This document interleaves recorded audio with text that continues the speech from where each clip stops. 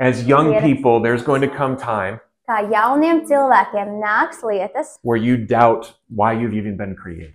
Kad jūs apšaubīsiet, kāpēc es vispār tiku radīts. And you start comparing yourself to others. Un jūs sākat sevi salīdzināt ar citiem. Everybody does it. Visi tā dara.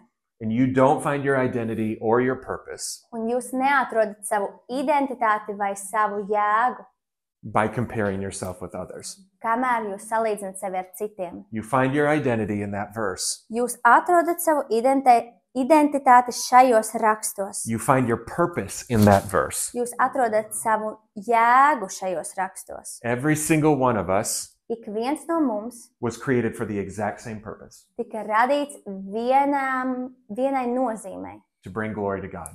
lai nestu Dievam godu. So most of my ministry before I became a senior pastor Un tāpēc viena no galvenajām kalpošanām pirms es kļuvu par mācītāju was with young adults. bija ar jauniešiem. And their biggest stress was always, Un vienmēr viņu lielākais satraukums, what am I going to do with my life? ko es darīšu ar savu dzīvi, Who am I going to marry? ko es apprecēšu. All these big decisions. Visi šie lielie lēmumi. And the only way I could calm them down Un vienīgais veids, kā es viņus varēju nomierināt, was to point to the scriptures over and over again bija vēlreiz un vēlreiz norādīt uz rakstiem, that say no matter what you do, kas saka, lai arī ko tu darītu. whether you're a doctor or a preacher, Vai tu esi dakteris vai mācītājs, a stay-at-home mom or a student, mājasaimnieks vai students, an architect or a garbage man, arhitekts vai atkritumu savācējs, bring glory to God.